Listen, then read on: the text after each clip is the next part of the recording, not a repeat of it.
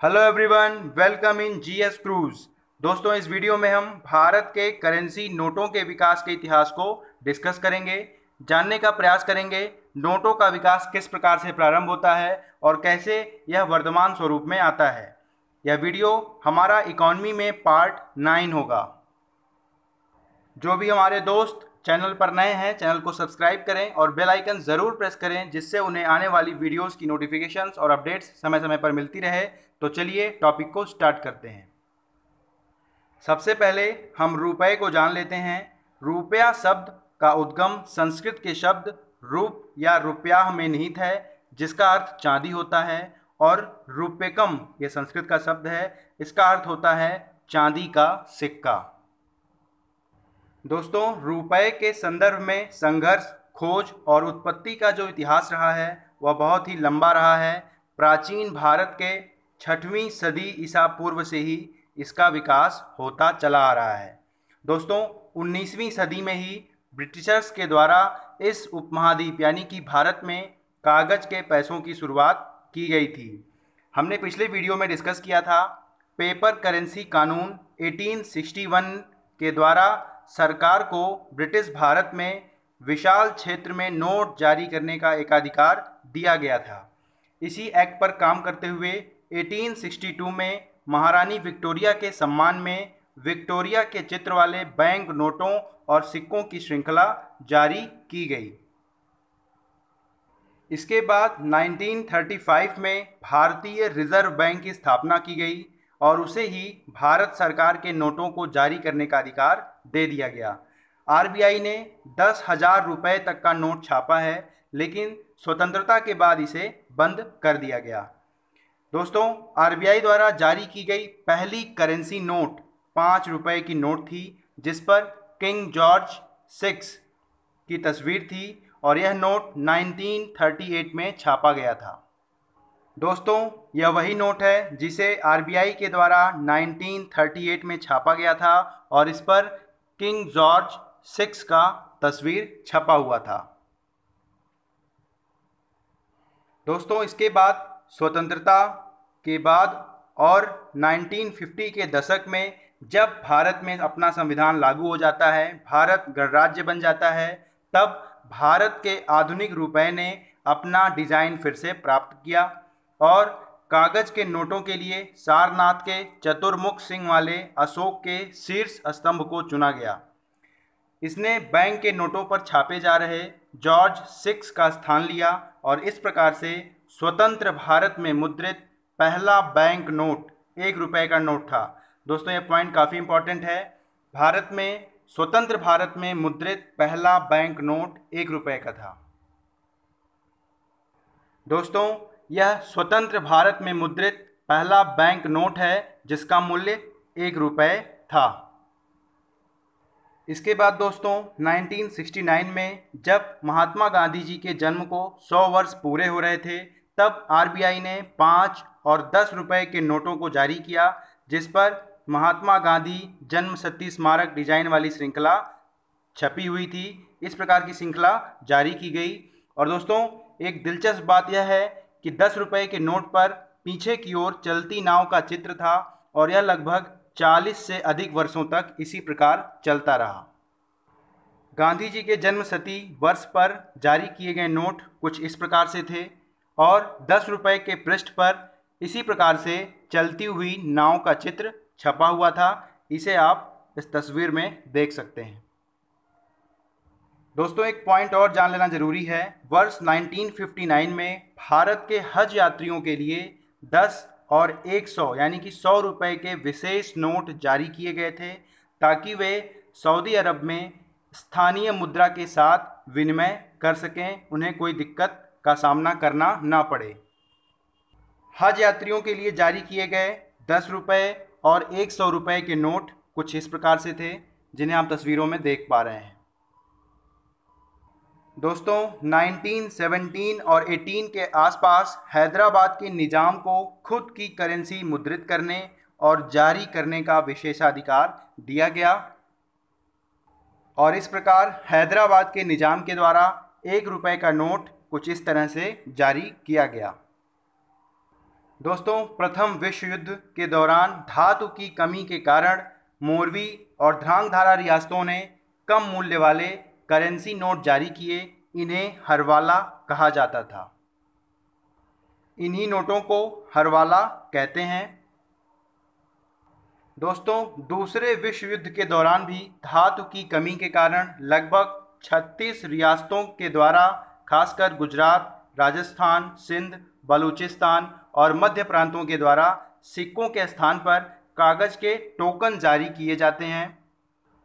द्वितीय विश्व युद्ध के दौरान रियासतों के द्वारा जारी किए गए टोकन कुछ इस प्रकार से थे। इन्हें आप तस्वीर में देख सकते हैं। 1 आने का यह नोट है, टोकन है। इसके बाद दोस्तों 1996 में महात्मा गांधी के श्रृंखला वाले कागज़ के नोट शुरू किए जाते हैं। दोस्तों, अभी तक लोगों का यह मानना था कि महात्मा गांधी की जो तस्वीर नोटों पर छपी होती है वह एक कार्टून है। कुछ लोग इस तरीके का भ्रम फैलाते हैं, लेकिन यह सत्य नहीं है। दोस्तों, वो तस्वीर वास्तव में 1946 में एक अननोन फोटोग्राफर के द्वारा ली गई थी और वहीं से क्रॉप करके इसे नोटों पर इस्तेमाल किया जाने लगा था।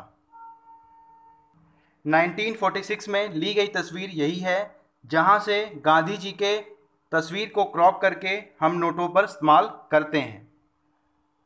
इसके बाद दोस्तों नवंबर 2001 में 5 रुपए के नोट जारी किए जाते हैं, जिसमें सामने महात्मा गांधी जी की तस्वीर होती है और पीछे की तरफ मशीनीकृत खेती प्रक्रिया यानी कि कृषि के माध्यम से प्रगति दिखाई देती है। इस प्रकार के नोटों को जारी किया गया और जून 1996 में 10 रुपए का नोट जारी किया गया। सामने गांधी जी की तस्वीर और पीछे की तरफ भारत के जीवों की तस्वीर थी, जो कि बायोडाइवर्सिफिकेशन का प्रतिनिधित्व करता है। दोस्तों, 5 और 10 रुपए के जारी किए गए नोट कुछ इस प्रकार से थे। इन्हें आप तस्वीरों में देख पा रहे हैं। दोस्तों, अभी हमने जो 10 रुपए का नोट देखा वह 1981 में जारी किया गया था। इसमें सामने की तरफ सिंह चतुर्मुख का प्रतीक और पीछे की तरफ राष्ट्रीय पक्षी मोर की कलाकृति बनी हुई थी। आइए इसे हम देखते हैं। 1996 में बायोडाइवर्सिफिकेशन को दिखाता हुआ 10 का यह नोट जारी किया गया था और फिर 1981 में भारत के राष्ट्रीय पक्षी मोर को दिखाता हुआ यह तस्वीर है। यह 10 का नोट उस समय जारी किया गया था। इसके बाद दोस्तों अगस्त 2001 में 20 रुपए का नोट जारी किया गया। इसमें सामने की तरफ गांधी जी की तस्वीर और पीछे की तरफ पोर्ट ब्लेयर के मेगा पोर्ट रिजॉर्ट से दिखाई देने वाले माउंट हैरियट के खजूर के पेड़ और पोर्ट ब्लेयर लाइट हाउस की तस्वीर इसमें दिखाई गई थी। 20 का जो नोट जारी किया गया था कुछ इस प्रकार से है, जो अभी भी बाज़ार में चलता है, अभी भी यह मान्य है, वैध है। लेकिन दोस्तों इससे पहले भी 20 रुपए का एक नोट 1983-84 के समय में जारी किया गया था, जिसके पीछे की तरफ बौद्ध चक्र बना हुआ था। बौद्ध चक्र वाला नोट कुछ इस प्रकार से था। यह 20 रुपए के मूल्य वाला नोट था। इसके बाद दोस्तों 1997 में 50 रुपए का नोट जारी किया जाता है, जिसमें सामने की तरफ गांधी जी और पीछे की तरफ भारत के संसद की तस्वीर थी। 1996 में 100 रुपए का नोट जारी किया गया, जिसमें सामने की तरफ गांधी जी और पीछे की तरफ हिमालय पर्वत श्रृंखला की तस्वीर थी। और अक्टूबर 1997 में 500 रुपए का नोट जारी किया गया। इसमें सामने की तरफ महात्मा गांधी और पीछे की तरफ दांडी मार्च यानी कि नमक सत्याग्रह की तस्वीर छपी हुई थी। जारी किए गए 50, 100 और 500 के नोट कुछ इस प्रकार से थे। इसके बाद दोस्तों वर्ष 2000 नवंबर में 1000 रुपए का नोट जारी किया गया। इसमें सामने की तरफ गांधी जी की तस्वीर और पीछे की तरफ भारतीय अर्थव्यवस्था को दर्शाती अनाज संचयन यानी कि कृषि क्षेत्र, तेल, विनिर्माण उद्योग, अंतरिक्ष उपग्रह, विज्ञान और अनुसंधान, धातु कर्म, खान खनिज एवं कंप्यूटर पर काम करती हुई लड़की के तस्वीर को छापा गया था। तो इस प्रकार से सन 2000 में 1000 रुपए का नोट जारी किया गया।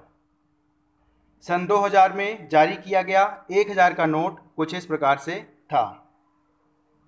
दोस्तों आप सभी जानते हैं 2016 में, नवंबर 2016 में भारत में विमुद्रीकरण हुआ और ऐसे में सभी पुराने नोटों के स्थान पर नए डिजाइन के नोट जारी किए गए। तो चलिए एक बार इन सभी नोटों पर छपे कुछ स्मारकों को देख लेते हैं। यहाँ से एग्ज़ाम में क्वेश्चंस काफ़ी बनते हैं। दोस्तों 2000 रुपये के नए नोट के पिछले भाग पर मंगलयान की तस्वीर छापी गई है। विशेष तौर पर इसे भारत के मार्स मिशन के नाम से जाना जाता है। नया 2000 का नोट कुछ इस प्रकार से है, जिस पर मार्स मिशन का तस्वीर छापा गया है। इसके बाद दोस्तों 500 रुपये की नई नोट, भारत के सबसे प्रचलित लाल किले की तस्वीर 500 नोट के पीछे छापी गई है और 200 रुपये के नोट के पीछे सांची स्तूप मध्य प्रदेश के विदिशा जिले में स्थित है।